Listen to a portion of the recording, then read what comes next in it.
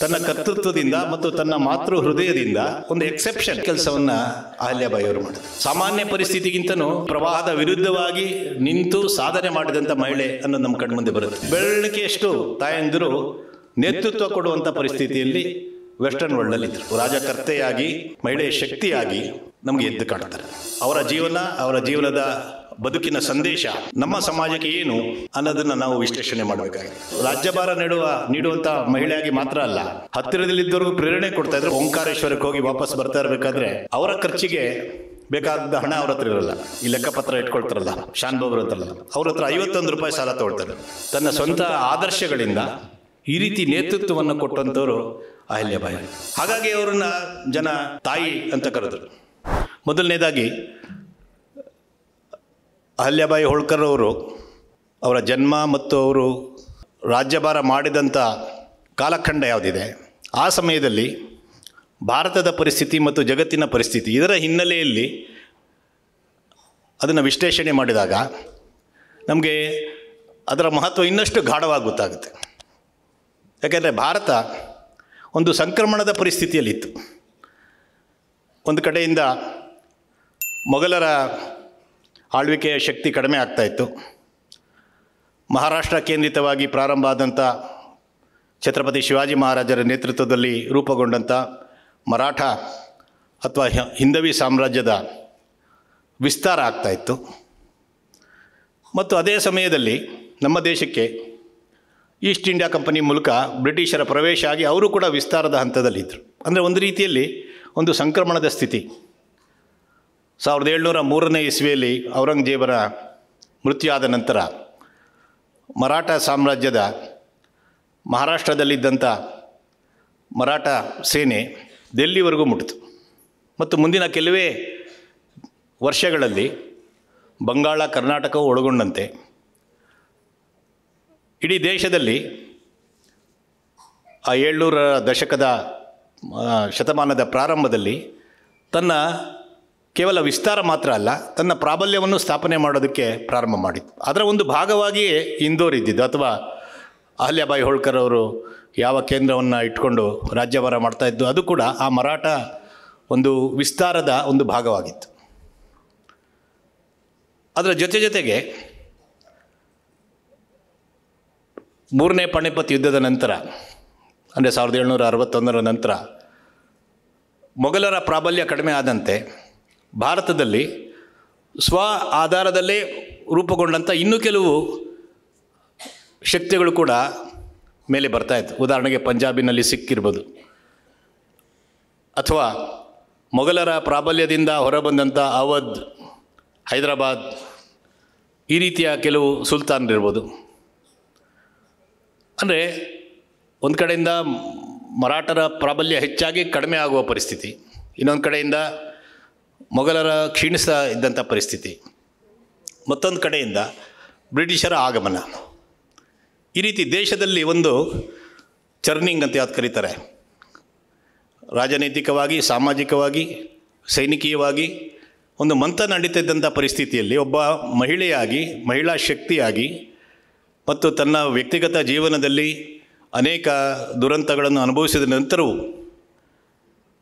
ರಾಜ್ಯಕ್ಕೆ ನೇತೃತ್ವ ಕೊಟ್ಟಿದ್ದು, ಮತ್ತು ಅದು ನೇತೃತ್ವ ಕೊಟ್ಟಿದ್ದು ಮಾತ್ರ ಅಲ್ಲ, ತನ್ನ ಕರ್ತೃತ್ವದಿಂದ ಮತ್ತು ತನ್ನ ಮಾತೃ ಹೃದಯದಿಂದ ಅವತ್ತಿನ ಸಮಾಜವನ್ನು ಪಾಲನೆ ಮಾಡ್ತಾ ತನ್ನ ರಾಜ್ಯಕ್ಕಷ್ಟೇ ಸೀಮಿತ ಆಗದೆ ದೇಶಾದ್ಯಂತ ಸ್ವಭಾವ ಯಾವುದು ನಮ್ಮ ದೇಶದ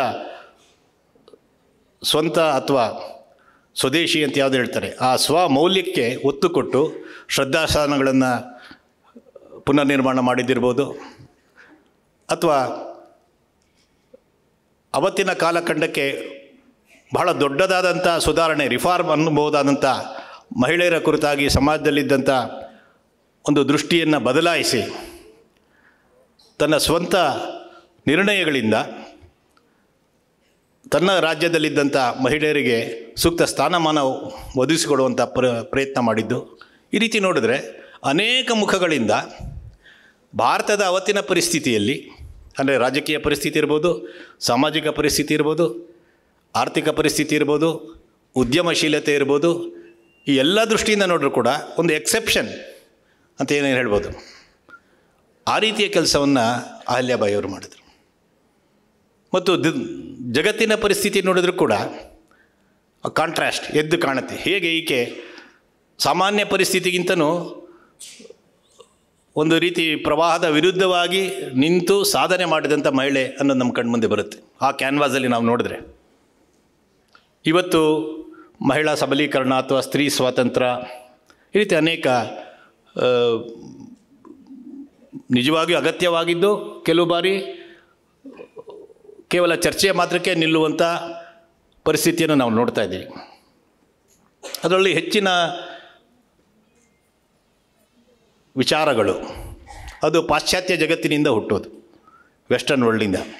ಆದರೆ ಅವತ್ತಿನ ದಿನದಲ್ಲಿ ಅಮೆರಿಕ ಮತ್ತು ಯುರೋಪ್ ಎಲ್ಲಿ ಈ ರೀತಿಯ ಎಲ್ಲ ನೆರೆಟಿವ್ಸ್ ಜನ್ರೇಟ್ ಆಗುತ್ತೆ, ಅದು ಯಾವ ಪರಿಸ್ಥಿತಿಲಿತ್ತು? ಅವತ್ತು ಅಮೆರಿಕ ಮತ್ತು ಯುರೋಪಿನಲ್ಲಿ ಮಹಿಳೆಯರ ಪರಿಸ್ಥಿತಿ ಬಹಳ ಒಂದು ಶೋಚನೀಯ ಸ್ಥಿತಿಯಲ್ಲಿ ಇತ್ತು ಅಂತ ಹೇಳ್ಬೋದು.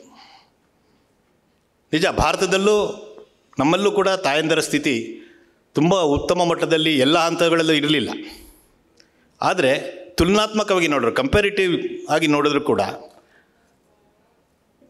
ಕೇವಲ ಬೆರಳಿಕೆಯಷ್ಟು ತಾಯಂದಿರು ನೇತೃತ್ವ ಕೊಡುವಂಥ ಪರಿಸ್ಥಿತಿಯಲ್ಲಿ ವೆಸ್ಟರ್ನ್ ವರ್ಲ್ಡಲ್ಲಿದ್ದರು. ಯಾರೇ ಕೆಲವರೇ ಇದ್ದವ್ರಿಗೆ ಭಾಳ ಒಂದು ವಿಶೇಷವಾದ ಮಾನ್ಯತೆ. ಉದಾಹರಣೆಗೆ ಇತಿಹಾಸದಲ್ಲಿ ಫ್ರಾನ್ಸಿನ ಅವ್ರು ಮೇರಿ ಅನ್ನಟೋನಿ ಅವರು ಬಹಳ ದೊಡ್ಡ ಒಬ್ಬರು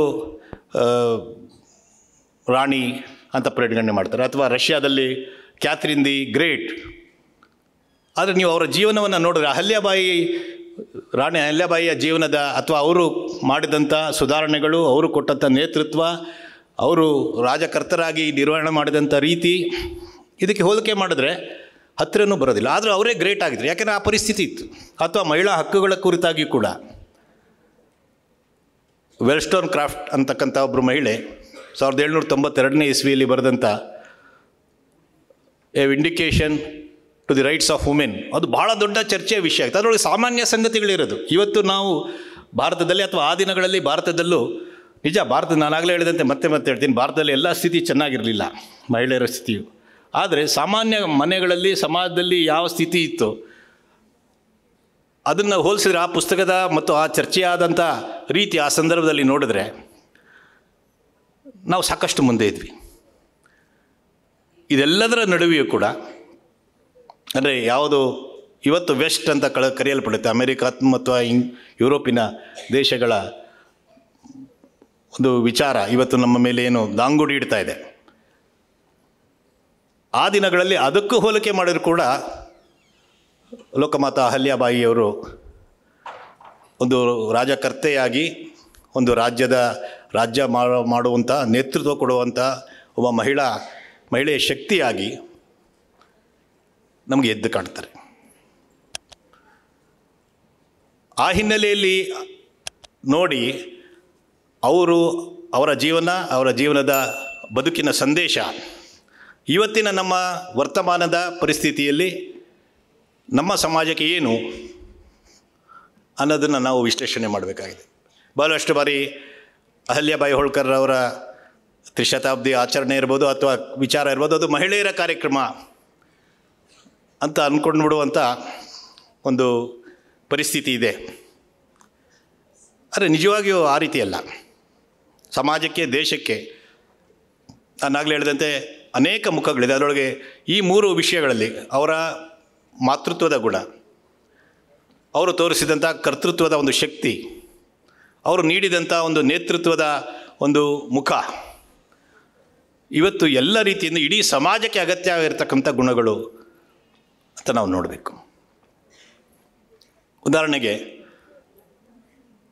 ಇವತ್ತು ನೇತೃತ್ವ ಕೊಡುವುದು ಅಂದರೆ ಸಾಮಾನ್ಯವಾಗಿ ರಾಜಕೀಯ ನೇತೃತ್ವ ಅಂತಲೇ ಎಲ್ಲರೂ ಮನಸ್ಸಿನಲ್ಲಿ ಬರ್ತದೆ. ಲೀಡರ್ಶಿಪ್ ಅಂದರೆ ಪೊಲಿಟಿಕಲ್ ಲೀಡರ್ಶಿಪ್. ಯಾರು ಲೀಡರ್ ಅಂದರೆ ಪೊಲಿಟಿಕಲ್ ಲೀಡರ್, ರಾಜಕೀಯ ನಾಯಕ. ಅಂದರೆ ಸಮಾಜದಲ್ಲಿ ಆ ರೀತಿ ಇರೋದಿಲ್ಲ. ಸಾಮಾಜಿಕ ನೇತೃತ್ವ ಕೊಡೋರು, ಒಂದು ಗ್ರಾಮದಲ್ಲಿ ಧಾರ್ಮಿಕ ದೃಷ್ಟಿಯಿಂದ ನೇತೃತ್ವ ಕೊಡೋರು ಇರ್ತಾರೆ.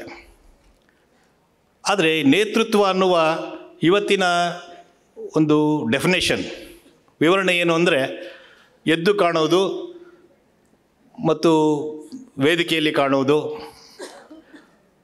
ಇದು ನೇತೃತ್ವ ಅಂತ ಅನ್ನಿಸ್ಕೊಂಡಿದೆ. ಆದರೆ ನಿಜವಾಗಿಯೂ ನೇತೃತ್ವ ಯಾರು ಲೀಡ್ ಮಾಡ್ತಾರೆ ಅವ್ರ ಹತ್ತಿರದಲ್ಲೇ ಇರೋರು, ಅವರ ಕುಟುಂಬದಲ್ಲಿರೋರು ಅಥವಾ ಅವ್ರಿಗೆ ಹತ್ತಿರದಲ್ಲಿ ಸಹಾಯಕರಾಗಿರೋರು ಅವ್ರಿಗೂ ಪ್ರೇರಣೆ ಕೊಡೋ ರೀತಿಯಲ್ಲಿ ಇದ್ದರೆ ಮಾತ್ರ ಅವ್ರ ನೇತೃತ್ವ. ಹೊರಗಡೆಯಿಂದ ಯಾವುದನ್ನು ಸಾಮಾನ್ಯವಾಗಿ ಗಾದೆ ಮಾತು ನಾವು ಬಳಸ್ತೀವಲ್ಲ, ದೂರದ ಬೆಟ್ಟ ನುಣ್ಣಗೆ ಅಂತ, ಅದು ನಿಜವಾದ ನೇತೃತ್ವ ಅಲ್ಲ. ಹತ್ತಿರದಲ್ಲಿರೋರಿಗೂ ಪ್ರೇರಣೆ ಕೊಡೋರು ಇರ್ತಾರ, ಅದು ನಿಜವಾದ ಲೀಡರ್ಶಿಪ್, ನೇತೃತ್ವ. ಅಹಲ್ಯಾಬಾಯಿಯವರ ಜೀವನದಲ್ಲಿ ನೂರಾರು ಘಟನೆಗಳಿದೆ. ಹತ್ತಿರದಿಂದ ನೋಡಿದ್ರೆ ಅವರು ಹೇಗೆ ಕೇವಲ ಹೊರಗಡೆ ರಾಜ್ಯಭಾರ ನೀಡುವಂಥ ಮಹಿಳೆಯಾಗಿ ಮಾತ್ರ ಅಲ್ಲ, ಹತ್ತಿರದಲ್ಲಿದ್ದವ್ರಿಗೂ ಪ್ರೇರಣೆ ಕೊಡ್ತಾಯಿದ್ರು ಮತ್ತು ತಮ್ಮ ಜೀವನದಲ್ಲಿ ನೈತಿಕತೆಗೆ ಎಷ್ಟು ದೊಡ್ಡದಾದಂಥ ಒಂದು ಮಹತ್ವವನ್ನು ಅವರು ಕೊಟ್ಟಿದ್ದರು. ಅವರು ಒಂದು ಸರಿ ಓಂಕಾರೇಶ್ವರಕ್ಕೆ ಹೋಗಿ ವಾಪಸ್ ಬರ್ತಾ ಇರಬೇಕಾದ್ರೆ ಅವರ ಖರ್ಚಿಗೆ ಬೇಕಾದ ಹಣ ಅವ್ರ ಹತ್ರ ಇರಲ್ಲ. ಅದಕ್ಕಾಗಿ ದಾರಿಯಲ್ಲಿ ಅವ್ರದ್ದೇ ರಾಜ್ಯದಲ್ಲಿ ಬರುವಂಥ ಒಂದು ಹಳ್ಳಿಯಲ್ಲಿ ಕಾರಣಿಕ ಅಂದರೆ ಯಾರು ಈ ಲೆಕ್ಕಪತ್ರ ಇಟ್ಕೊಳ್ತಾರಲ್ಲ, ಶಾನ್ಭೋಗ್ರು ಅಂತಾರಲ್ಲ, ಅವ್ರ ಹತ್ರ 51 ರೂಪಾಯಿ ಸಾಲ ತೊಗೊಳ್ತಾರೆ. ರಾಜ್ಯದ ಅಂದರೆ ರಾಣಿ ಸ್ವತಃ ತನ್ನ ಅವರ ನೌಕರ ಅಂತಲೇ ಹೇಳ್ಬೋದು ಒಂದು ರೀತಿಯಲ್ಲಿ ನೋಡಿದ್ರೆ. ವಾಪಸ್ ಬಂದಮೇಲೆ, ರಾಜಧಾನಿಗೆ ಬಂದಮೇಲೆ 51 ರೂಪಾಯಿನ ವಾಪಸ್ ಕಳಿಸ್ಕೊಡ್ತಾರೆ. ಅಥವಾ ಅವರ ಅರಮನೆಯ ಅಡುಗೆ ಮನೆಯಲ್ಲಿ ಕೆಲಸ ಮಾಡ್ತಾ ಇದ್ದಂಥ ಒಬ್ಬ ತಿವಾರಿ ಅಂತಕ್ಕಂಥ ಒಬ್ಬ ಅಡುಗೆ ಭಟ್ಟ ಅವ್ರು ತೀರೋಗ್ತಾರೆ. ಅವ್ರಿಗೆ ಯಾರು ಮನೆ ಮಕ್ಕಳು ಯಾರು ಇಲ್ಲ ಅಂತ ಅವ್ರ ಜೊತೆಗಿದ್ದವ್ರಿಗೆಲ್ಲ ಅನಿಸಿರುತ್ತೆ. ಆದರೆ 1-2 ವರ್ಷ ಆದಮೇಲೆ ಗಮನಕ್ಕೆ ಬರುತ್ತೆ ಅವ್ರಿಗೊಬ್ಬ ಮಗ ಇದ್ದ, ಅವನಿಂಥ ಕಡೆ ಇದ್ದಾನೆ ಅಂತ. ಇವರು 424 ರೂಪಾಯಿ 6 ಆಣೆ 3 ಪೈಸೆಯನ್ನು ಅಲ್ಲಿಗೆ ವಾಪಸ್ ಕಳಿಸ್ಕೊಡ್ತಾರೆ ನಮ್ಮ ರಾಜ್ಯಕೋಶದಿಂದ. ಒಂದು ಕಡೆ ಅಂದರೆ ನಾನು ಯಾಕೆ ಈ ಘಟನೆ ಹೇಳ್ತಾ ಇದ್ದು, ಭಾಳ ಸಣ್ಣದು ಅನ್ಸೋದು, ಅದೇನು ಭಾಳ ದೊಡ್ಡದ ಅಂತ. ಇವತ್ತು ನಮ್ಮ ಸಮಾಜದಲ್ಲಿ ನೈತಿಕ ಮೌಲ್ಯಗಳ ಆಧಾರದಲ್ಲಿ ಯೋಚನೆ ಮಾಡುವ ನೇತೃತ್ವ ಅಂದರೆ ಸ್ವಯಂ ಆಚರಣೆಯಿಂದ ತೋರಿಸೋರು. ಭಾಷಣ ವೇದಿಕೆಯಿಂದ ಮಾಡೋದು ಸುಲಭ, ಸ್ವಂತದ ಆಚರಣೆಯಿಂದ ಲೀಡರ್ ಆಗೋರು. ಅದು ಕೇವಲ ರಾಜಕೀಯ ನೇತೃತ್ವ ಅಲ್ಲ, ಸಮಾಜದ ಎಲ್ಲ ಹಂತಗಳಲ್ಲೂ ಸ್ವಯಂ ಉದಾಹರಣೆ ಸ್ಥಾಪನೆ ಮಾಡುವಂಥವ್ರ ಅಗತ್ಯ ಇದೆ. ರಾಣಿ ಅಹಲ್ಯಾಬಾಯಿ ಅವರ ಜೀವನದಲ್ಲಿ ನಾವು ನೋಡಿದ್ರೆ ಈ ಥರ ನೂರಾರು ಘಟನೆಗಳು ಸಿಗುತ್ತೆ. ಹಾಗಾಗಿ ಅವ್ರನ್ನ ಜನ ತಾಯಿ ಅಂತ ಕರೆದ್ರು ಮತ್ತು ಅವ್ರ ಜೊತೆಗಿದ್ದವರು ಅವ್ರನ್ನ ಒಪ್ಕೊಂಡ್ರು, ಅವರ ನೇತೃತ್ವವನ್ನು. ಯಾಕೆಂದರೆ ಇವತ್ತಿನ ಪರಿಸ್ಥಿತಿಯಲ್ಲೂ ಅವತ್ತಿನ ಪರಿಸ್ಥಿತಿಯಲ್ಲೂ ಮಹಿಳೆ ನಾಯಕಿ ಆಗೋದು, ಮುಖಂಡ ಆಗೋದು ಭಾರತದ ಸಮಾಜದಲ್ಲೂ ಜಗತ್ತಿನ ಬೇರೆ ಸಮಾಜದಲ್ಲೂ ಕೂಡ ಅದು ಸ್ವೀಕಾರ ಮಾಡೋದಕ್ಕೆ ಇಷ್ಟೆಲ್ಲ ಫೆಮಿನಿಸಮ್, ಲಿಬ್ ಮೂಮೆಂಟ್ ಎಲ್ಲವೂ ಆದಮೇಲೂ ನಮಗೆ ಅದನ್ನು ಯಾರು ಅನುಭವಿಸ್ತಾರೆ ಅಥವಾ ಹತ್ತಿರದಿಂದ ನೋಡ್ತಾರೆ ನಮಗೆ ಕಾಣುತ್ತೆ. ಆದರೆ ತನ್ನ ಸ್ವಂತ ಉದಾಹರಣೆಯಿಂದ, ತನ್ನ ಸ್ವಂತ ಆದರ್ಶಗಳಿಂದ ಈ ರೀತಿ ನೇತೃತ್ವವನ್ನು ಕೊಟ್ಟಂಥವರು ಅಹಲ್ಯಾಬಾಯಿಯವರು. ಅಷ್ಟು ಮಾತ್ರ ಅಲ್ಲ, ಅವರ ಕಾಲಖಂಡದಲ್ಲಿ ಅವರ ಸೈನ್ಯದಲ್ಲೇ ಅವರು ಮಾಡಿದಂಥ ರಿಫಾರ್ಮ್ ಅದು ಬಹಳ ದೂರ ನೋಟದಿತ್ತು. ಒಬ್ಬ ಲೀಡರ್ಗೆ ಬೇಕಾದಂಥ ಮುನ್ನೋಟ, ಒಂದು ದೃಷ್ಟಿ ಏನಿತ್ತು, ಅವರು ಬೆಳೆದು ಬಂದಂಥ ಒಂದು ಗ್ರಾಮದಲ್ಲಿ ಹುಟ್ಟಿದ ಮಹಿಳೆ ಆಕೆ, ಹೆಣ್ಮಗಳಾಕೆ, ಅವ್ರಿಗೆ ಇಷ್ಟು ದೊಡ್ಡ ದೃಷ್ಟಿ. ಅಮೇರಿಕಾದಿಂದ ಎಕ್ಸ್ಪರ್ಟನ್ನು ಕರ್ಕೊಂಬಂದರು ಅವರ ಸೈನ್ಯವನ್ನು ಟ್ರೈನ್ ಮಾಡೋಕ್ಕೆ. ಬಾಯ್ಡ್ ಅಂತಕ್ಕಂಥ ಒಬ್ಬ ಟ್ರೈನರ್ನ ಅಮೇರಿಕಾದಿಂದ ಕರ್ಕೊಂಬಂದರು. ಅಥವಾ ಅವರ ಪೋಸ್ಟಲ್ ಡಿಪಾರ್ಟ್ಮೆಂಟನ್ನು ಅವತ್ತಿನ ದಿನಗಳಲ್ಲಿ ಅತ್ಯಂತ ಒಂದು ಹೆಚ್ಚು ಸಾಮರ್ಥ್ಯ ಇದ್ದಂಥ ಪದಮ್ ನ್ಯಾನ್ಸಿ ಅಂತಕ್ಕಂಥ ಒಂದು ಕಂಪನಿಯನ್ನು ನೇಮಕ ಮಾಡಿ ಅದಕ್ಕೆ ಪೋಸ್ಟಲ್ ಅಂದರೆ ಅವರ ರಾಜ್ಯದ ಜನರನ್ನು, ಅವರ ರಾಜ್ಯದ ವ್ಯಕ್ತಿಗಳನ್ನು ಅದಕ್ಕೆ ಸರಿಯಾಗಿ ತಯಾರು ಮಾಡಿದ್ರು. ಅತಿ ಕಡಿಮೆ ಅವಧಿಯಲ್ಲಿ ಅವರು ಎಲ್ಲಿ ಆಳ್ವಿಕೆ ಮಾಡ್ತಾಯಿದ್ರು, ಮಹೇಶ್ವರಿ ಅಂತಕ್ಕಂಥ ಕೇಂದ್ರ, ಅಲ್ಲಿಂದ ಪುಣೆಗೆ ಅತ್ಯಂತ ಕಡಿಮೆ ಸಮಯದಲ್ಲಿ ಹೇಗೆ ಅಂಚೆಯನ್ನು ತೆಗೆದುಕೊಂಡು ಹೋಗೋದು ಮತ್ತು ತೆಗೆದುಕೊಂಡು ಬರೋದು, ಇದರ ಟ್ರೈನಿಂಗ್ ಕೊಟ್ಟರು. ತಡ ಆದರೆ ಫೈನ್ ಇರ್ತಾಯಿತ್ತು. ಸೈನ್ಯದಲ್ಲಿ ಅಟೆಂಡೆನ್ಸನ್ನು ಆಗಿನ ಕಾಲದಲ್ಲಿ ಅದು ಬಹಳ ದೊಡ್ಡ ಒಂದು ಸಂಗತಿ ಆಗಿತ್ತು. ಅಂದರೆ ಪ್ರೊಫೆಷನಲ್ ಸೈನಿಕರು ಯಾರು ಇರ್ತಾಯಿದ್ರು ಯಾವುದೇ ರಾಜ್ಯದಲ್ಲಿ, ಅಟೆಂಡೆನ್ಸ್ ಏನು ಕಂಪಲ್ಸರಿ ಇರಲಿಲ್ಲ. ಅಲ್ಲಿ ಅಟೆಂಡೆನ್ಸ್ ಕಂಪಲ್ಸರಿ ಮಾಡು ತಮ್ಮ ರಾಜ್ಯದಲ್ಲಿ. ಈ ರೀತಿ ನೀವು ನೋಡ್ತಾ ಹೋದರೆ ನೇತೃತ್ವದ ಗುಣ ರಾಜ್ಯಕ್ಕೆ ಕೊಡೋದಲ್ಲದೆ ರಾಜ್ಯದ ಒಳಗೆ ಹತ್ತಿರದಲ್ಲಿದ್ದವರಿಗೆ ಅನುಶಾಸನೆ ಹೇಗಿರಬೇಕು, ಸ್ವಂತದ ಆದರ್ಶ ಹೇಗಿರಬೇಕು, ಅದು ಹೇಗೆ ಪ್ರೇರಣೆ ಕೊಡೋ ಹಾಗಿರಬೇಕು. ಯಾವುದು ಇವತ್ತಿನ ನಮ್ಮ ಸಮಾಜದಲ್ಲಿ ಬಹಳ ಅಗತ್ಯ ಇದೆ. ನೇತೃತ್ವದ ಗುಣ ಬೆಳೆಸ್ಕೊಳ್ಳೋದು ಅಂದರೆ, ಲೀಡರ್ ಆಗೋದು ಅಂದರೆ ಕೇವಲ ನಾನಾಗಲೇ ಹೇಳಿದಂತೆ ವೇದಿಕೆಯಿಂದ ಲೀಡರ್ ಆಗುವುದಲ್ಲ, ಹತ್ತಿರದಲ್ಲಿ ಇದ್ದವ್ರಿಗೂ ಅವರು ನೇತಾರರು ಅನಿಸುತ್ತಾ ತಮ್ಮ ಸ್ವಂತ ಆದರ್ಶದಿಂದ ಸಮಾಜದ ಎಲ್ಲ ಸ್ತರದಲ್ಲಿ ಇವತ್ತು ಅಗತ್ಯ ಇದೆ. ಹಾಗಾಗಿ ಅಹಲ್ಯಾಬಾಯಿಯವರ ಜೀವನ, ಆ ನೇತೃತ್ವದ ಗುಣ ಇವತ್ತು ನಮಗೆ ಬಹಳ ಅನಿವಾರ್ಯ ಮತ್ತು ಬಹಳ ಮಹತ್ವ ಅಂತ ಅನಿಸುತ್ತೆ. ಅವರ ಮಾಹೇಶ್ವರಿ ವಸ್ತ್ರೋದ್ಯಮ ಅಂತ ಕರಿಬೋದು. ಅದ್ರ ಬಗ್ಗೆ ಬಹುಶಃ ಬೆಳಗ್ಗೆಯಿಂದ ನಾವು ಅನೇಕ ಬಾರಿ ಕೇಳಿರಲೂಬಹುದು. ಕೇವಲ ವಸ್ತ್ರ ತಯಾರು ಮಾಡೋದಲ್ಲ, ಅದನ್ನು ಬ್ರ್ಯಾಂಡ್ ಮಾಡೋದು ಹೇಗೆ, ಇವತ್ತಿಗೂ ಅದು ನಡೆಯೋ ರೀತಿಯಲ್ಲಿ ಮಾಡಿರುವ ಆ ಒಂದು ಕರ್ತೃತ್ವ ಏನಿದೆ, ಅದು ಇನ್ನೊಂದು ದೃಷ್ಟಿಯಿಂದ ಅಂದರೆ ತಾಯಂದಿರು ಸಮಾಜದಲ್ಲಿ ಎಕನಾಮಿಕಲಿ, ಫೈನಾನ್ಷಿಯಲಿ ತಮ್ಮ ಕರ್ತೃತ್ವದಿಂದ ಉತ್ಪನ್ನ ಮಾಡುವ ಶಕ್ತಿ ಈ ರೀತಿ ನಮ್ಮ ದೇಶದಲ್ಲಿ ಪರಿಗಣನೆ ಆಗುವುದು ಭಾಳ ಒಂದು ಚಾಲೆಂಜಿಂಗ್. ಯಾಕೆಂದರೆ ನಮ್ಮ ದೇಶದ ಒಂದು ಸಾಂಪ್ರದಾಯಿಕ ಅಥವಾ ಟ್ರೆಡಿಷನಲ್ ಅಂತ ಆ ಮನಸ್ಥಿತಿ ಇವತ್ತು ಜಗತ್ತಿಗೂ ಅಗತ್ಯ ಇದೆ. ತಾಯಂದಿರು ಸಮಾಜಕ್ಕೆ ಸಂಸ್ಕಾರ ಕೊಡುವ, ಮನೆಯಲ್ಲೂ ಮೌಲ್ಯಗಳನ್ನು ಬಿತ್ತುವ ಒಂದು ಶಕ್ತಿಯಾಗಿ, ಇದು ನಮ್ಮ ಪೂರ್ವಜರು ಋಷಿಮುನಿಗಳ ಆದ್ಯಂತವಾಗಿ ಅಥವಾ ನಮ್ಮ ತಾಯಂದಿರು ಸಾವಿರಾರು ವರ್ಷಗಳಿಂದ ನಮ್ಮ ಸಮಾಜದಲ್ಲಿ ಸಂಸ್ಕೃತಿಯನ್ನು ಉಳಿಸ್ಕೊಂಡು ಬೆಳೆಸೋದಕ್ಕೆ ಕೊಟ್ಟಿರುವಂಥ ಕೊಡುಗೆ. ಆದರೆ ಇವತ್ತಿನ ವರ್ತಮಾನದ ಸ್ಥಿತಿಯಲ್ಲಿ ಅದರ ಜೊತೆಗೆ ಬಹುಶಃ ಬೆಳಗಿನ ವಿಚಾರ ಸಂಕಿರಣದಲ್ಲಿ ಆ ವಿಷಯ ಚರ್ಚೆ ಆಗಿರ್ಬೋದು ಅಂತ ಅಂದ್ಕೊಳ್ತೀನಿ. ಭಾರತದ ಪರಿಸ್ಥಿತಿಯಲ್ಲಿ ಅಥವಾ ಜಗತ್ತಿನ ಪರಿಸ್ಥಿತಿಯಲ್ಲಿ ಸಮಾಜದ ಉತ್ಪನ್ನದ ಯಾವುದನ್ನು ಇವತ್ತು GDPಯಲ್ಲಿ ಅಳೀತಾರೆ, ಅದರದ್ದು ಒಂದು ಮಹತ್ವದ ಕೊಡುಗೆಯ ಭಾಗವಾಗಿಯೂ ಕೂಡ ಮಹಿಳಾ ಶಕ್ತಿಯನ್ನು ನೋಡುವಂಥ ಅಗತ್ಯ ಇದೆ. ಅದಕ್ಕೆ ಅಹಲ್ಯಾಬಾಯಿಯವರು ಪ್ರಾರಂಭ ಕೇವಲ ಈ ಸೀರೆಯ ಉತ್ಪನ್ನದ ಒಂದು ಉದ್ಯಮ ಮಾತ್ರ ತುಂಬ ಜನರಿಗೆ ಗೊತ್ತು. ಇನ್ನೂ ಅನೇಕ ರೀತಿಯ ಅವರು ಉದ್ಯಮಗಳನ್ನು ಸ್ಥಾಪನೆ ಮಾಡಿದರು. ಉದಾಹರಣೆಗೆ ಆ ದಿನಗಳಲ್ಲಿ ಪ್ರಿಂಟಿಂಗ್ ಪ್ರೆಸ್ ಇರಲಿಲ್ಲ. ಪುಸ್ತಕಗಳನ್ನು, ಗ್ರಂಥಗಳನ್ನು ಅದನ್ನು ಕಾಪಿ ಮಾಡೋದು, ನಕಲು ಮಾಡಿ ಅದರ ಸಂಖ್ಯೆಗಳನ್ನು ಹೆಚ್ಚು ಮಾಡಬೇಕಾಗಿತ್ತು. ಅವ್ರಿಗನ್ನಿಸ್ತು ಕೆಲವೆಲ್ಲ ನಮ್ಮ ಬಹಳ ಮೂಲದಿಂದ ಸಾವಿರಾರು ವರ್ಷಗಳಿಂದ ಬಂದಿರೋ ಅನೇಕ ಗ್ರಂಥಗಳು ಇದು ನಶಿಸಿ ಹೋಗ್ತಾ ಇದೆ ಅಂತ.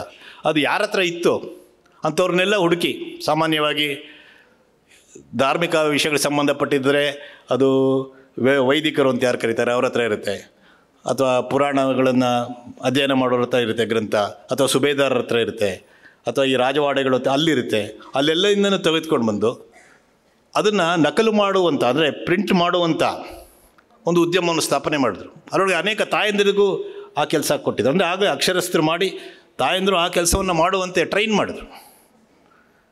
ಇನ್ನು ಅನೇಕ ಮುಖಗಳಲ್ಲಿ ಅವತ್ತು ಇದ್ದಂಥ ತಾಯಂದಿರು ತಮ್ಮ ಮನೆಯ, ಕುಟುಂಬದ, ಸಂಸ್ಕೃತಿಯ ಸಂರಕ್ಷಣೆಯ ಜೊತೆಗೆ ಸಮಾಜದ ಆರ್ಥಿಕ ಆ ವಿಷಯಕ್ಕೂ ಅವರು ಹೇಗೆ ಕೊಡುಗೆ ಕೊಡ್ಬೋದು, ಇದನ್ನು ಅಹಲ್ಯಾಬಾಯಿಯವರು ತಮ್ಮ ಒಂದು ದೂರದೃಷ್ಟಿಯಿಂದ ಮಾಡಿ ತೋರಿಸಿದ್ರು. ಇವತ್ತು ಆ ಬಗ್ಗೆ ನೋಡಿದ್ರೆ ಭಾರತದಲ್ಲಿ ಈ ಕಳೆದ 15 ವರ್ಷಗಳಲ್ಲಿ ಒಂದಿಷ್ಟು ಪ್ರಮಾಣದಲ್ಲಿ ತಾಯಂದಿರ ಆರ್ಥಿಕ ಕೊಡುಗೆ ಸಮಾಜಕ್ಕೆ ಹೆಚ್ಚಾಗ್ತಾ ಇದೆ. ಇತ್ತೀಚೆಗೆ ತಾನೇ ಎಕನಾಮಿಸ್ಟಲ್ಲಿ ಒಂದು ವಿಶ್ಲೇಷಣೆ ಬಂದಿತ್ತು. ಕಳೆದ 10 ವರ್ಷಗಳಲ್ಲಿ ಒಂದಿಷ್ಟು ಮಟ್ಟಿಗೆ ತಾಯಂದಿರ ಕೊಡುಗೆ ಭಾರತದ ಆರ್ಥಿಕತೆಗೆ ಹೆಚ್ಚಾಗಿದ್ದರೂ ಕೂಡ ಜಗತ್ತಿನ ಬೇರೆ ದೇಶಗಳಲ್ಲಿ ಹೋಲಿಸಿದ್ರೆ ಅದು ನಾವೀಗಲೂ ಹಿಂದೆ ಇದ್ದೀವಿ. ಆದರೆ ನಮ್ಮದೊಂದು ಬ್ಯಾಲೆನ್ಸ್ ಇದೆ, ಭಾರತದ ಸಮಾಜದೊಂದು ಬ್ಯಾಲೆನ್ಸ್, ಸಂತುಲನ ಇದೆ. ನಾನಾಗಲೇ ಹೇಳಿದ್ರೆ ನಮ್ಮ ಸಂಸ್ಕೃತಿ ಸಾವಿರಾರು ವರ್ಷಗಳ ಆಕ್ರಮಣದ ನಂತರ ಒಂದು ಮೌಲ್ಯಗಳು ಉಳಿದಿರೋದಕ್ಕೆ ಕಾರಣ ನಮ್ಮ ಮನೆಯಲ್ಲಿ ತಾಯಂದಿರು ಕುಟುಂಬಗಳಲ್ಲಿ ಉಳಿಸಿದಂಥ ಮೌಲ್ಯಗಳೇ. ಅದನ್ನು ಉಳಿಸ್ಕೊಳ್ತಾ ನೀವು ಆರ್ಥಿಕತೆಗೆ ಕೊಡುಗೆ ಕೊಡುವುದು ಈ ಸಂತುಲನ ಏನಿದೆ, ಬಹುಶಃ ಅಹಲ್ಯಾಬಾಯಿಯವರ ಜೀವನದ ಅಧ್ಯಯನ ಮಾಡಿದರೆ ಅದಕ್ಕೊಂದು ಹೊಳವು ನಮಗೆ ಸಿಗ್ಬೋದು ಅನಿಸುತ್ತೆ. ಇಲ್ಲದೇ ಇದ್ದರೆ ಬಹುಶಃ ಇಲ್ಲಿ ಕುಳಿತಿರೋ ಅನೇಕರು ಓದಿರ್ಬೋದು. ನಮ್ಮ ಇನ್ಫೋಸಿಸ್ ನಾರಾಯಣಮೂರ್ತಿಯವರು ಇತ್ತೀಚೆಗೆ ವರ್ಕ್ ಲೈಫ್ ಬ್ಯಾಲೆನ್ಸ್ ಬಗ್ಗೆ ಮಾತಾಡಿದ್ರು. ಅದು ಭಾಳ ಟೀಕೆಗೂ ಒಳಗಾಯಿತು. ದಿನದಲ್ಲಿ 12 ಗಂಟೆ ಕೆಲಸ ಮಾಡಬೇಕು ಅಂತ. ಆ ಚರ್ಚೆಯನ್ನು ನೋಡಿದಾಗ ನಾನು ಸೋಷಿಯಲ್ ಮೀಡಿಯಾದಲ್ಲಿ ನೋಡ್ತಾ ಇದ್ದೆ, ಟ್ವಿಟರಲ್ಲಿ ಚರ್ಚೆಯಲ್ಲಿ ಅನೇಕರು ಅಂದರೆ ಅದು ಟೇಕನ್ ಫಾರ್ ಗ್ರಾಂಟೆಡ್ ಅಂದರೆ ಇದು ಪುರುಷರಿಗೆ ಹೇಳಿದ್ದವರು ಅಂತ. ಒಬ್ಬರು ಮಾತ್ರ ಅದರ ಜೊತೆಗೆ ಒಂದು ಕಾಮೆಂಟ್ ಸೇರಿಸಿದರು. ಬಹುಶಃ ನಾರಾಯಣಮೂರ್ತಿಯವರು ಸುಧಾಮೂರ್ತಿಯವ್ರನ್ನ ನೋಡ್ತಾ ಇದ್ರು ಅನಿಸುತ್ತೆ. ಅವರು ಮನೆ 4 ಗಂಟೆ ಕೆಲಸ ಮಾಡಿ ಆಮೇಲೆ 8 ಗಂಟೆ ಆಫೀಸಲ್ಲಿ ಬಂದು ಕೆಲಸ ಮಾಡ್ತಾಯಿದ್ರು, 12 ಗಂಟೆ ಆಗ್ತಾಯಿತ್ತು ಅಂತ. ಅಂದರೆ ತಾಯಂದಿರ ಜವಾಬ್ದಾರಿ ನಮ್ಮ ದೇಶದಲ್ಲಿ ಅಥವಾ ಬೇರೆ ದೇಶಗಳಲ್ಲೂ ಯಾರು ಎಲ್ಲಿ ಕುಟುಂಬದ ಮೌಲ್ಯಗಳು ಗಟ್ಟಿ ಇದೆ ಅಲ್ಲಿ ಮನೆಯಲ್ಲಿ ಈ ಸಂಸ್ಕೃತಿ ಸಂಸ್ಕಾರ ಮೌಲ್ಯಗಳನ್ನು ಉಳಿಸ್ಕೊಳ್ತಾ ಸಮಾಜಕ್ಕೂ ಕೊಡುಗೆ ಕೊಡೋದು, ಆರ್ಥಿಕ ಮುಖಕ್ಕೂ ಕೊಡುಗೆ ಕೊಡೋದು, ಇದೊಂದು ಇವತ್ತಿನ ಪರಿಸ್ಥಿತಿಯಲ್ಲೂ ಕೂಡ ನಮ್ಮ ಸಮಾಜದಲ್ಲಿ ಅದೊಂದು ಚಾಲೆಂಜ್. ಆ ಹಿನ್ನೆಲೆಯಲ್ಲಿ ನಾವು ಅಹಲ್ಯಾಬಾಯಿಯವರು ಆ ದಿನಗಳಲ್ಲಿ 300 ವರ್ಷಗಳ ಮುಂಚೆ ಮಾಡಿದಂಥ ಪ್ರಯತ್ನ ಏನಿದೆ ಅದು ನಮಗೆ ಒಂದು ಮಾರ್ಗದರ್ಶನ ಆಗ್ಬೋದು ಅಂತ ನನಗನ್ಸುತ್ತೆ. ಇನ್ನೊಂದು ಅಂಶವನ್ನು ಹೇಳಿ ನನ್ನ ಮಾತನ್ನು ಮುಗಿಸ್ತೀನಿ, ಸಮಯ ಆಗಿದೆ. ಮುಖ್ಯವಾಗಿ ಅಹಲ್ಯಾಬಾಯಿ ಹೋಳ್ಕರ್ ಅವರ ಜೀವನದಲ್ಲಿ ನಾವು ಕಾಣುವುದು ಇವತ್ತಿನ ಸಮಾಜಕ್ಕೂ ಬಹಳ ಅಗತ್ಯ ಇರುವಂಥದ್ದು ಅಂತ ನಾನು ಭಾವಿಸೋದು, ಮುಂದೆ ನೋಡಿ ಅದಕ್ಕೆ ಬೇಕಾದಂಥ ತಯಾರಿ ಮಾಡುವಂಥ ಒಂದು ಗುಣ. ಅದರೊಳಗೆ ಅವರ ಮಾವನವರ ಕೊಡುಗೆ ಇತ್ತು ಅನಿಸುತ್ತೆ. ಅವರ ಗಂಡ ತೀರ್ಕೊಂಡ ನಂತರ ಮತ್ತು ಅದಕ್ಕಿಂತ ಮುಂಚೆನೂ ಅನೇಕ ಕೆಲಸಗಳನ್ನು ಮಲ್ಲಾರಾವ್ ಹೋಳ್ಕರ್ ಅಂದರೆ ಇವರ ಮಾವ ಅಹಲ್ಯಾಬಾಯಿಯವರಿಗೆ ಕೊಡ್ತಾಯಿದ್ರು. ಉದಾಹರಣೆಗೆ ಪಾಣಿಪತ್ ಯುದ್ಧದಲ್ಲಿ ಶಸ್ತ್ರಾಸ್ತ್ರಗಳನ್ನು ಮದ್ದುಗುಂಡಗಳನ್ನು ನಿರ್ವಹಣೆ ಮಾಡುವ ಕೆಲಸ ಈಕೆಗಿತ್ತು. ಅಥವಾ ರಾಜ್ಯಕ್ಕೆ ಸಂಬಂಧಪಟ್ಟಂಥ ಅನೇಕ ಪತ್ರಗಳನ್ನು ಬರೆಯೋದು ಅಥವಾ ಪತ್ರಗಳ ವಿಶ್ಲೇಷಣೆ ಮಾಡಿ ಉತ್ತರ ಬರೆಯೋದು ಬಹಳ ಮಹತ್ವದ ಕೆಲಸಗಳನ್ನು ಅವ್ರು ಇವ್ರಿಗೆ ಅದರಿಂದಾಗಿ ಮುಂದಾಲೋಚನೆ ಮಾಡಿ ಮಾಡಬೇಕಾದಂಥ ಅನೇಕ ಗುಣಗಳು ಅಹಲ್ಯಾಬಾಯಿ ಹೋಳ್ಕರ್ ಅವರಿಗೆ ಭಾಳ ಚಿಕ್ಕ ವಯಸ್ಸಿನ, ಅಂದರೆ ಅವರು ಯಾವಾಗಿಂದ ಈ ಸಾರ್ವಜನಿಕ ಜೀವನ ಪ್ರಾರಂಭ ಮಾಡಿದ್ರು ಆಗಲಿಂದನೇ ಅವರಿಗೆ ಒದಗಿ ಬಂತು. ಒಂದು ಸಮಾಜವಾಗಿ ಇವತ್ತು ನಾವು ನೋಡಿದ್ರೆ ಇವತ್ತು ನಡೀತಾ ಇರ್ತಕ್ಕಂಥ ಟೆಕ್ನಾಲಜಿಯಲ್ಲಿ ಆಗ್ತಾ ಇರ್ತಕ್ಕಂಥ ಅನೇಕ ವೇಗವಾಗಿ ಆಗ್ತಾ ಇರುವಂಥ ಬದಲಾವಣೆ ಅಥವಾ ಸಾಮಾಜಿಕ ಮೌಲ್ಯಗಳಲ್ಲಿ ಜಗತ್ತಿನಲ್ಲಿ ಆದ್ಯಂತ ಆಗ್ತಾ ಇರುವಂಥ ಬದಲಾವಣೆಗಳ ಪ್ರಭಾವ ನಮ್ಮ ದೇಶದ ಮೇಲೂ ಏನಾಗ್ತಾ ಇದೆ ಅದು, ಅಥವಾ ನಮ್ಮ ಸಮಾಜದಲ್ಲೇ ನಡೀತಾ ಇರ್ತಕ್ಕಂಥ ಯಾವುದನ್ನು ಇವತ್ತು ಜನರೇಷನ್ ಜಿ ಅಂತ ಕರಿತೀವಿ, ಜೆನ್ ಜಿ ಅಂತ ಕರಿತೀವಿ, ಅವರ ಮನಸ್ಸಿನಲ್ಲಿ ಆ ಯುವಕ ಯುವತಿಯರ ಮನಸ್ಸಿನಲ್ಲಿ ನಡೀತಾ ಇರ್ತಕ್ಕಂಥ ತಳಮಳಗಳು ಇದೆಲ್ಲವನ್ನು ನೋಡಿದ್ರೆ ಒಂದು ಸಮಾಜವಾಗಿ ಮುಂದಾಲೋಚನೆ ಮಾಡುವ ಪೂರ್ವಸಿದ್ಧತೆ ಮಾಡುವಂಥ ಗುಣ ಏನಿದೆ ಅಂದರೆ ಟೆಕ್ನಾಲಜಿ ಮುಂದುವರಿಯುತ್ತೆ, ಸೈನ್ಸ್ ಮುಂದುವರಿಯುತ್ತೆ, ಅಥವಾ ಜಗತ್ತಿನ ಬೇರೆ ದೇಶಗಳಲ್ಲಿ ಆಗುವ ಪ್ರಭಾವವನ್ನು ನಮ್ಮ ಸಮಾಜದ ಮೇಲೆ ಆಗದೆ ತಡೆಯಲಿಕ್ಕೆ ಸಾಧ್ಯ ಅಂತೂ ಇಲ್ಲ. ಇವತ್ತು ಅಮೆರಿಕದಲ್ಲಿ ಏನೋ ಪ್ರಾರಂಭ ಆಗಿದ್ದೋ, ಫ್ರಾನ್ಸಿನಲ್ಲಿ ಏನೋ ಪ್ರಾರಂಭ ಆಗಿದ್ದೋ, ನಾಳೆ ಬೆಂಗಳೂರಿನ ನಮ್ಮ ಮನೆ ಬಾಗಿಲು ಬಂದೇ ಬರುತ್ತೆ. ಅದನ್ನು ತಡೆದು ಇಟ್ಕೊಳ್ಬೇಕು ಅಂತಂದರೆ ಬ್ಯಾನ್ ಮಾಡೋದ್ರಿಂದ ಸಾಧ್ಯ ಇಲ್ಲ. ಆದರೆ ಒಂದು ಸಮಾಜವಾಗಿ ಸಾವಿರಾರು ವರ್ಷಗಳಿಂದ ಒಂದು ಗುಣ ನಮ್ಮಲ್ಲಿದೆ, ಯಾವುದನ್ನು ಅಹಲ್ಯಾಬಾಯಿ ಹೋಳ್ಕರ್ ಅವರು ತಮ್ಮ ರಾಜ್ಯವ ಅಥವಾ ತಮ್ಮ ಕಾಲಖಂಡದಲ್ಲಿ ಒಂದು ಸಮಾಜವಾಗಿ ಅದನ್ನು ಸಿದ್ಧ ಮಾಡಿದ್ರು. ಯಾವುದೇ ಪರಿಸ್ಥಿತಿ ಬಂದಾಗಲೂ ಅದನ್ನು ಮುಂದಾಲೋಚನೆ ಮಾಡಿ ಅದಕ್ಕೆ ಬೇಕಾದಂಥ ತಯಾರಿಯನ್ನು ಮಾಡ್ತಾ ಸಮಾಜ ತಾನು ಅಂದ್ಕೊಂಡ ರೀತಿಯಲ್ಲೇ ಮುಂದೆ ಹೋಗುವುದು, ತನ್ನ ಮೂಲಗಳನ್ನು ಬಿಡದೆ ಮೂಲ ಗುಣಗಳನ್ನು ಉಳಿಸ್ಕೊಳ್ತಾ ಹೊಸದನ್ನು ಇದು ನಮ್ಮ ಮಾತೃ ಸಮಾಜದ ಗುಣ ಕೂಡ ಹೌದು. ಹೊಸದನ್ನು ಒಪ್ಕೊಳ್ತಾ ಹಿಂದಿನಿಂದ ಬಂದಿದ್ದನ್ನು ಬಿಗಿಯಾಗಿ ಇಟ್ಕೊಂಡು ಮುಂದೆ ಬರೋದನ್ನು ಜೀರ್ಣ ಮಾಡ್ಕೊಳ್ತಾ ಹೋಗೋದು. ನಾನು ಆಗಲೇ ಹೇಳಿದೆ, ಅಹಲ್ಯಾಬಾಯಿ ಹೋಳ್ಕರ್ ಅವರು ರಾಜ್ಯಭಾರ ಮಾಡಿದ ಆ ದಿನಗಳು ಒಂದು ಸಂಕ್ರಮಣದ ಸ್ಥಿತಿ ಅಂತ. ರಾಜಕೀಯವಾಗಿ ಅಥವಾ ಸಾಮಾಜಿಕವಾಗಿ ತುಂಬ ತಳಮಳ ಮಂಥನ ನಡೀತಾ ಇದ್ದಂಥ ದಿನಗಳು. ಆದರೆ ಅವರ ಮೂಲ ಶ್ರದ್ಧಾ ಸ್ಥಾನಗಳೇನಿತ್ತು ಅದರಲ್ಲಿರ್ತಕ್ಕಂಥ ಮಹತ್ವವನ್ನು ಅರಿತುಕೊಂಡು ಕೇವಲ ತಮ್ಮ ರಾಜ್ಯಕ್ಕೆ ಸೀಮಿತವಾದ್ದಲ್ಲ, ಕರ್ನಾಟಕದ ಅಥವಾ ಗೋಕರ್ಣದಲ್ಲಿ ಅಲ್ಲಿದ್ದಂಥ ಶ್ರದ್ಧಾಸ್ಥಾನವನ್ನು ಪುನರುಜ್ಜೀವನ ಮಾಡಿದ್ರು, ಅಥವಾ ವಾರಣಾಸಿಯಲ್ಲೂ ಮಾಡಿದ್ರು. ನೂರಾರು ಕಡೆಗಳಲ್ಲಿ ಅಂದರೆ ಸಮಾಜದ ಮೂಲ ಶ್ರದ್ಧೆಯನ್ನು ಬಿಗಿಯಾಗಿಟ್ಕೊಳ್ತಾ ಮುಂದೆ ಬರೋದನ್ನು ಸ್ವೀಕಾರ ಮಾಡೋದಕ್ಕೆ ಸಿದ್ಧ ಮಾಡೋದು. ಒಂದು ಕಡೆಯಿಂದ ಪೋಸ್ಟಲ್ ಸಿಸ್ಟಮನ್ನು ಸ್ಥಾಪನೆ ಮಾಡ್ತಾಯಿದ್ರು. ಅದು ಅವತ್ತು ಭಾರತಕ್ಕೆ ಒಂದು ರೀತಿಯಲ್ಲಿ ಆ ವ್ಯವಸ್ಥೆ ನಮ್ಮದು ಪರಂಪರಾನುಗತವಾಗಿದ್ದಂಥ ಏನು ಸಿಸ್ಟಮ್ ಇತ್ತು ಅದಕ್ಕಿಂತ ಭಿನ್ನವಾಗಿತ್ತು. ಅಥವಾ ಸೈನ್ಯಕ್ಕೆ ಅಮೆರಿಕದಿಂದ ಟ್ರೈನರನ್ನು ಕರ್ಕೊಂಬಂದು ತರಬೇತಿ ಕೊಡಿಸಿದ್ರು. ಅದ್ರ ಜೊತೆಗೆ ಮೂಲ ಸಂಸ್ಕೃತಿ, ಮೂಲ ನಮ್ಮ ಏನಿತ್ತು ಬೇರು, ಅದನ್ನು ಗಟ್ಟಿನೂ ಮಾಡಿದ್ರು. ಅವರು ತರ್ಜುಮೆ ಮಾಡಿ ಅಥವಾ ನಕಲು ಅಂದರೆ ಕಾಪಿ ಮಾಡಿಸಿದಂಥ, ಪ್ರಿಂಟ್ ಮಾಡಿಸಿದಂಥ 88 ಪುಸ್ತಕಗಳ ಲಿಸ್ಟ್ ನಾವು ನೋಡಿದ್ರೆ ಆ ದಿನಗಳಲ್ಲಿ ಯಾವುದು ನಾಶ ಆಗಿ ಹೋಗ್ತಾ ಇತ್ತು. ನಮ್ಮ ಧಾರ್ಮಿಕ ಸಾಂಸ್ಕೃತಿಕ ವಿಷಯಕ್ಕೆ ಸಂಬಂಧಪಟ್ಟಂಥ ವಿಚಾರಗಳಿಗೆ ಸಂಬಂಧಪಟ್ಟಂಥ ಪುಸ್ತಕಗಳು ಅದೆಲ್ಲವನ್ನು ಉಳಿಸಿದ್ರು. ಅದರಿಂದಾಗಿ ಇವತ್ತು ನಮಗೆ ವಾಪಸ್ ಉಳಿದಿದೆ. ಅಂದರೆ ಮೂಲವನ್ನು ಗಟ್ಟಿಯಾಗಿ ಇಟ್ಕೊಂಡು ಮುಂದೆ ಬರೋದನ್ನು ಸ್ವೀಕಾರ ಮಾಡೋದಕ್ಕೆ ಬೇಕಾದಂಥ ಒಂದು ದೂರದೃಷ್ಟಿ ಇದು ಅವರಲ್ಲಿ ಇತ್ತು. ಹಾಗಾಗಿ ಅವರ ಕರ್ತೃತ್ವ ಇರ್ಬೋದು, ನೇತೃತ್ವ ಇರ್ಬೋದು, ಅಥವಾ ಒಂದು ಸಮಾಜಕ್ಕೆ ಬೇಕಾದಂಥ ಮಾತೃತ್ವದ ಗುಣ, ಸಂವೇದನಶೀಲತೆ. ಮಾತೃತ್ವದ ಗುಣ ಅಂದರೆ ತಾಯಂದಿರು, ಯುವತಿಯರು, ಇವ್ರ ಮಾತೆಯರು, ಮಾತೃಶಕ್ತಿ ಅಂತಲ್ಲ. ಒಂದು ಸಮಾಜಕ್ಕೆ ಬೇಕಾದಂಥ ಆಗಲೇ ಹೇಳಿದಂತೆ ಫೆಮಿನೈನ್, ಒಂದು ಸ್ತ್ರೀತ್ವದ ಒಂದು ಗುಣ ಯಾವುದಿದೆ ಅದು ಜಗತ್ತಿನಲ್ಲಿ ಈವರೆಗೂ ನಮ್ಮನ್ನು ನಡೆಸ್ಕೊಳ್ತಾ ಯಾವ್ದು ಬಂದಿದೆ. ನಾವು ಕೇವಲ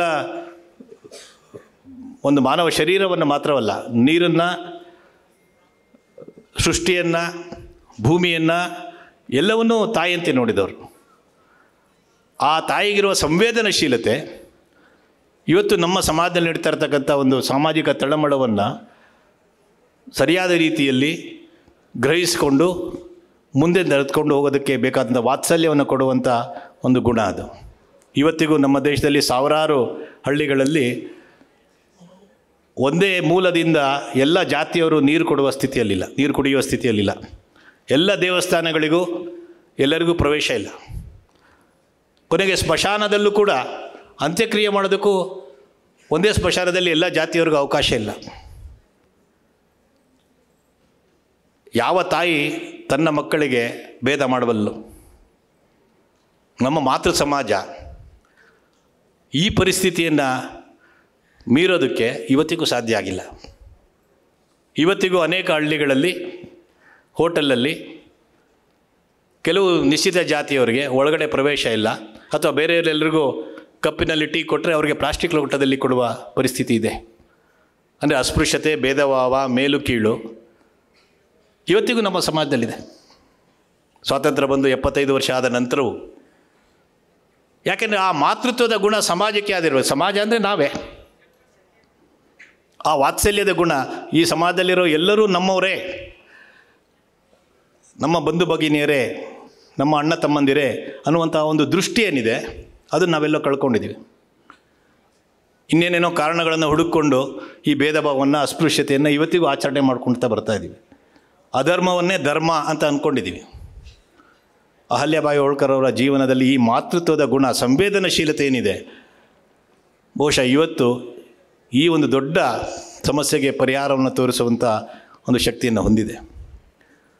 ನನಗನ್ಸುತ್ತೆ ಇವತ್ತಿನ ಈ ತ್ರಿಶತಾಬ್ದಿ ಆಚರಣೆಯ ಸಂದರ್ಭದಲ್ಲಿ ಅವರ ಜೀವನದ ಸಂದೇಶ ಕರ್ತೃತ್ವ, ನೇತೃತ್ವ ಮತ್ತು ಮಾತೃತ್ವದ ಮೂಲಕ ನಮಗೆ, ನಮ್ಮ ಸಮಾಜಕ್ಕೆ, ನಮ್ಮ ಕುಟುಂಬಕ್ಕೆ ಅದರೊಳಗೇನಿದೆ ಅಂತ ಬಗೆದು ನೋಡಿ ನಮ್ಮ ಆಚರಣೆಯಲ್ಲಿ ತಂದಾಗ ಈ ತ್ರಿಶತಾಬ್ದಿ ಆಚರಣೆ ಅಂದರೆ ಕ್ರಿಯಾನ್ವಯನಕ್ಕೆ ತಂದಾಗ, ನಾವು ಆಚರಣೆ ಮಾಡಿದಾಗ ಈ ಆಚರಣೆಗೆ ಸಾರ್ಥಕತೆ ಬರುತ್ತೆ ಅಂತ ಅನಿಸುತ್ತೆ.